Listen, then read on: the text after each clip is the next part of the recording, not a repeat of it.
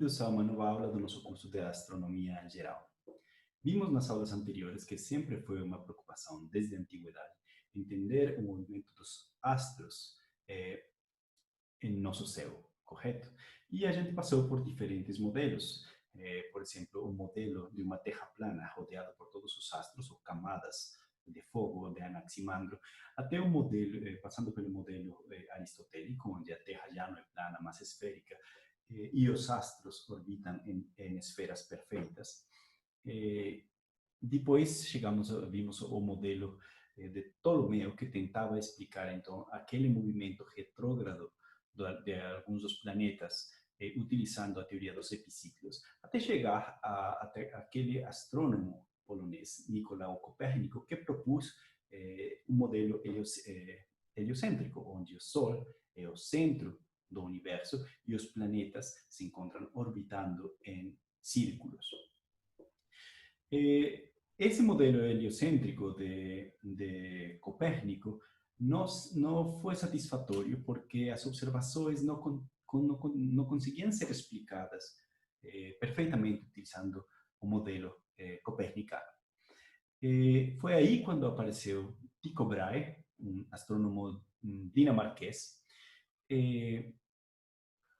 e ele fez a consideração certa desde o ponto de vista científico. Ele pensou, ok, se existe tanta dificuldade em entender o movimento planetário, então o que devemos fazer é medidas precisas do movimento dos planetas. E ele mesmo observou o movimento planetário com bastante detalhe e criou tabelas de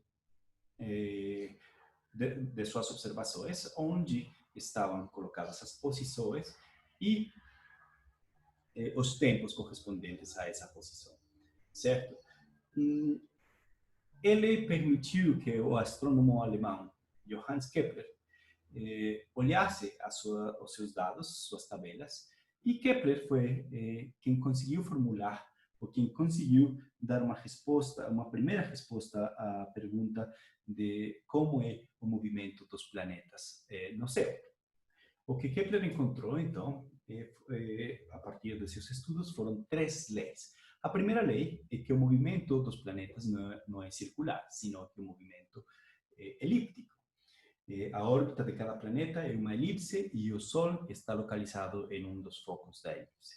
Então, a elipse é um objeto matemático que se caracteriza por ter 2 focos, como estão mostrados aqui nessa figura. E uma coisa interessante, uma propriedade matemática interessante da elipse é que se eu somo a distância de um ponto qualquer, como por exemplo esse ponto aqui, a um foco, com a distância desse mesmo ponto a outro foco, esse valor sempre vai dar constante. E esse valor vai ser 2 vezes A, onde A é o valor do semi-eixo maior da elipse. B é o valor do semi-eixo menor da elipse. Então, vamos ver essas propriedades da elipse com um pouquinho mais de detalhe. Então, a linha azul, é o semi-eixo maior da elipse. B é o semi-eixo menor da elipse. F é a distância focal, do centro até a distância focal. Existem 2 focos na elipse. E temos uma grandeza que se chama excentricidade, que me vai dizer se a elipse é muito achatada ou se se aproxima mais a um círculo, certo? Então, para encontrar a excentricidade, podemos utilizar a seguinte relação: dividir o foco pelo semi-eixo maior. Isso que significa que se o foco da elipse está localizado no ponto zero, no centro da elipse, a excentricidade vai ser zero. E isso significa que não vai ser uma elipse, sino um círculo. Por outro lado, quando o foco se aproxima da borda da elipse, do semi-eixo maior da elipse, E vai tender a 1, certo? E então, nesse caso, vamos ter uma elipse bem elongada. A excentricidade, então, vai de 0 para um círculo até 1. Podemos encontrar, então, também a distância focal se conhecemos a excentricidade da elipse. Outra das coisas que Kepler percebeu observando ou analisando as tabelas de Tycho Brahe é que os planetas se movimentam mais rápido quando eles se encontram mais próximo do Sol do que quando eles se encontram mais afastados do Sol. Ele então propôs a sua segunda lei, o raio vetor que liga um corpo maciço, o Sol para o caso, ao corpo mais leve, o planeta, por exemplo, varre áreas iguais em tempos iguais. O que significa isso? Deixa eu pegar aqui minha caneta para fazer anotações. Então, esse pontinho central aqui que se encontra em um dos focos é o Sol, correto? E um planeta que se encontra nesse ponto e está viajando nessa direção, ele vai percorrer em um tempo determinado, vamos dizer, um mês. Vai percorrer essa distância, e essa é uma distância angular bastante grande, porque ele está viajando com uma velocidade bem grande por estar próximo do Sol. E a área que ele percorre, a área da elipse que ele percorre, que ele varre, vai ser essa área aqui, A1. Quando o planeta se encontra em uma outra distância, aqui, por exemplo, e ele viaja agora com uma velocidade menor, durante o mesmo período, um mês, a área que ele vai percorrer vai ser A2. O que Kepler então percebeu foi que A1 é exatamente igual a 2 quando o tempo do percurso é o mesmo dentro dessa órbita elíptica, correto? Mais adiante, a gente vai ver que essa lei das áreas é uma consequência da conservação do momento angular. Então, eu vou apagar aqui minhas anotações.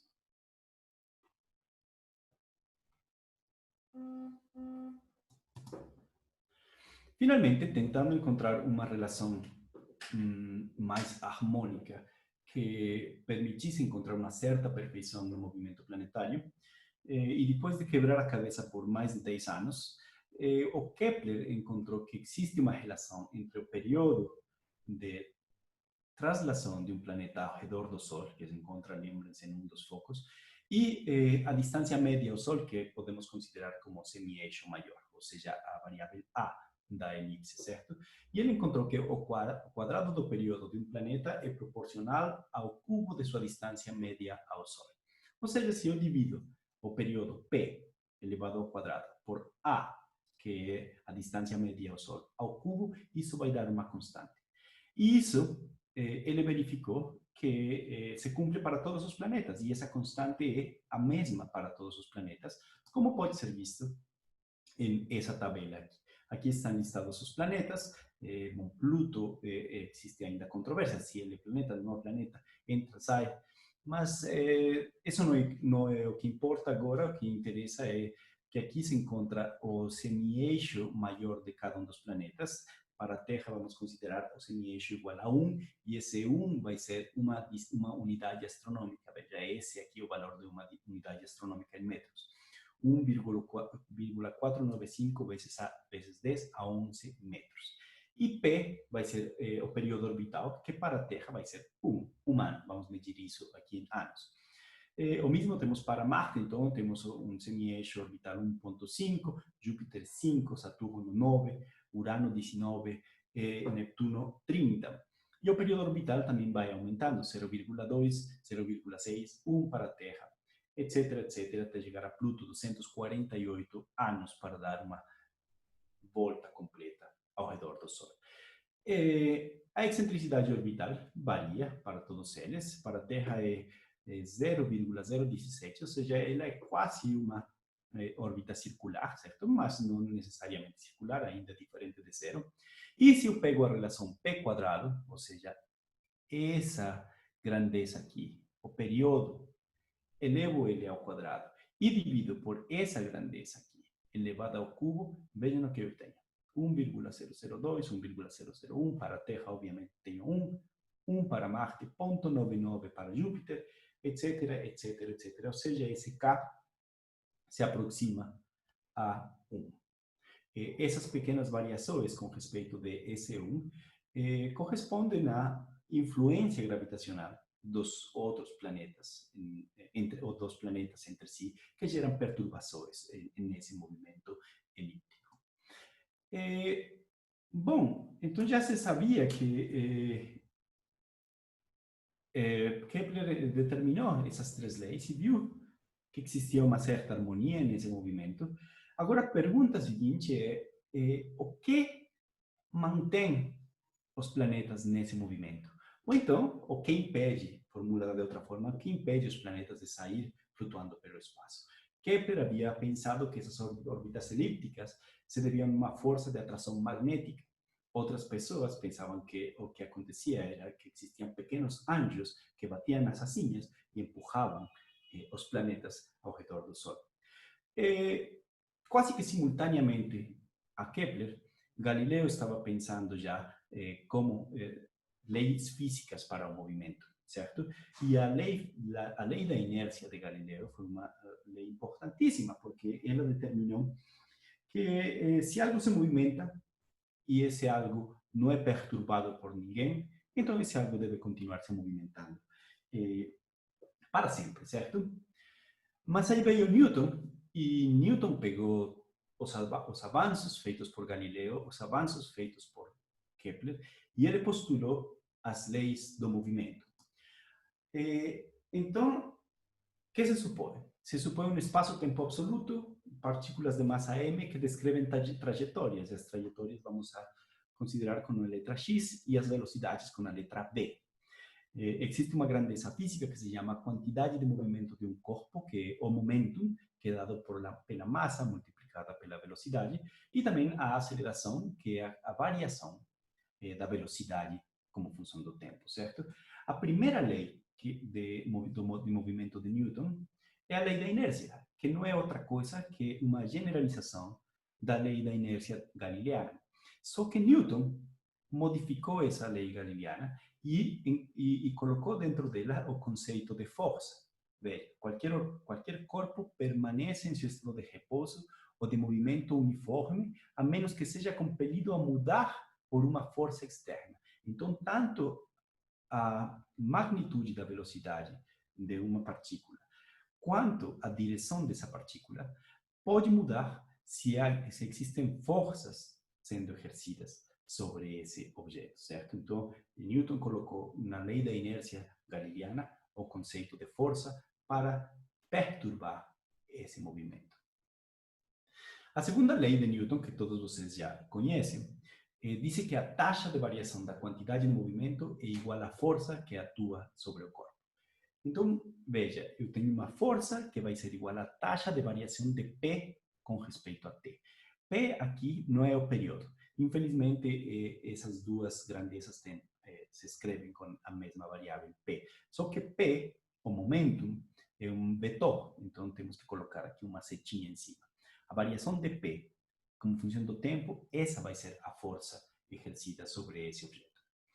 E o que é P? P, como vimos, é a massa multiplicada pela velocidade.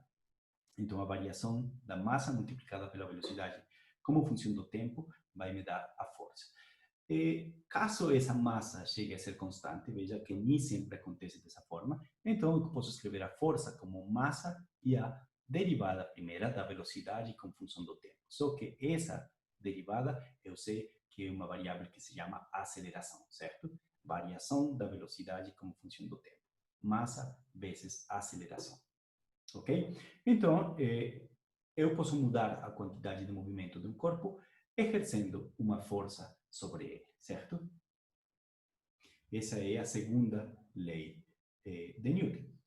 Finalmente, temos a terceira lei de Newton, que é ação e reação. Para cada ação existe sempre uma reação no sentido contrário. Isso é o que a gente espera, por exemplo, quando jogamos tênis contra uma parede. A bola bate na parede e ela volta, certo? Porque a força que é exercida pela bola de tênis sobre a parede é a mesma que a parede vai exercer sobre a bola, e então a bola vai mudar sua direção, porque se está fazendo a parede está exercendo uma força sobre a bola na outra direção, no sentido contrário. Isso também é o que acontece quando, por exemplo, temos duas partículas, uma em repouso e a outra que se aproxima e colide com essa partícula. Então, o que vai acontecer? Que podem acontecer muitas situações, como que essa vai embora e essa fique fixa aqui, como no caso dessa animação daqui do Simpson, ou pode ser que as duas se separem, ou qualquer situação em diferentes direções. O interessante é que se medimos a quantidade de movimento do sistema completo, ou seja, o momentum dessa partícula mais o momentum dessa partícula no instante inicial e no instante final, esse momentum vai ser o mesmo. Ou seja, a terceira lei de Kepler não é outra coisa que a conservação do momentum do sistema como tal. Bom, então Kepler usou as leis de Kepler, o Newton, perdão, usou as leis de Kepler e seu conceito de força para estudar como é a força que mantém os planetas em órbita, para ver se de verdade existiam esses anjinhos exercendo força sobre os planetas. E o que ele considerou? Ele considerou um objeto que está percorrendo uma órbita circular, e se temos uma órbita circular, então teríamos uma força centrípeta, certo? Então teríamos a massa vezes a aceleração centrípeta, que é a velocidade ao quadrado sobre o raio. Se ele está fazendo uma órbita circular, aquela velocidade, podemos ter uma velocidade angular, ou podemos escrever essa velocidade como uma velocidade tangencial, certo? Vai ser 2πr, que é toda a circunferência, todo o valor da circunferência, dividido pelo período. Então, tem um comprimento dividido em tempo, vou ter a velocidade translacional desse objeto, certo? Só que Kepler propôs que esse P aqui, não é o momento, aqui P é o período, esse P ao quadrado é igual a uma constante K vezes o raio ao cubo. Para o caso aqui de uma circunferência, então vai ser A vai ser igual ao raio, certo? Combinando, então, essas três equações, o Newton encontrou que a força era igual a umas constantes, 4π2 dividido K, multiplicado pela massa e dividido por r quadrado. Certo. O Newton era muito dado a generalizar as teorias que ele pensava. Então, ele quis ver se essa força que ele encontrou aqui era uma força geral. E, de fato, então, ele descobriu que as massas se atraem entre si. A massa, a matéria, atrai matéria. Na razão direta das massas é inversa ao quadrado da distância. Ou seja, se duas massas se encontram próximas, a força R é pequeno e a força é grande. Se a massa desses objetos é grande, a força é grande. E a força gravitacional de Newton está dada por essa equação. F igual a G, onde G é a constante gravitacional, está aqui escrita 6,67 vezes 10 a menos 11 metros cúbicos, dividido por quilogramo segundo quadrado. M1 e M2 são as duas massas dos objetos que estão interagindo gravitacionalmente, e R é a distância entre essas massas. F, então, seria a força de atração gravitacional. Esse é um esquema que me permite visualizar todas as características dessa equação da força gravitacional. Uma coisa interessante é que essa força vai dirigida na direção que une esses dois corpos.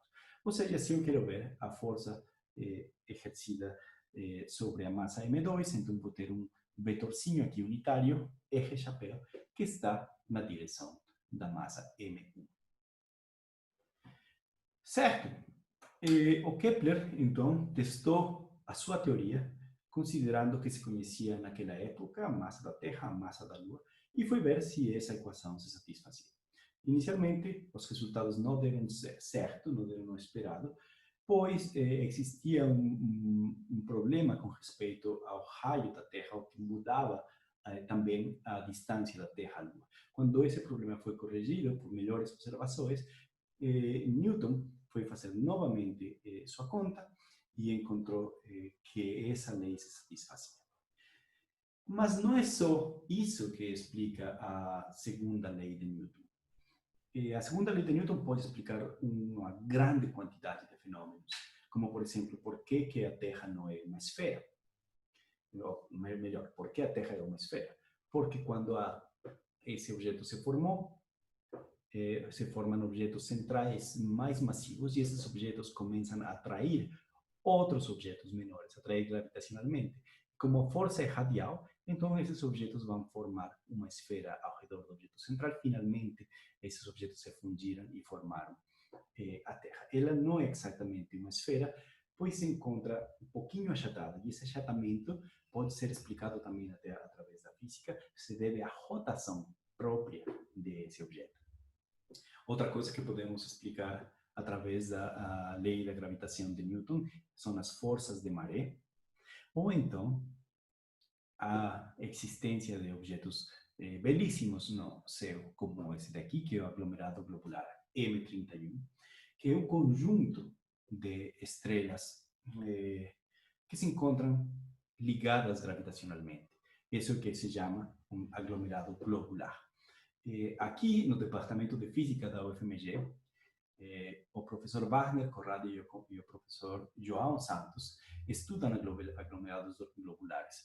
O aluno Felipe Andrade, junto com os seus supervisores, ele foi capaz de medir o movimento dos objetos nos aglomerados e determinar se esse movimento correspondia a objetos que estavam ligados gravitacionalmente, e desenvolveu uma técnica para verificar se objetos no céu são aglomerados ou não.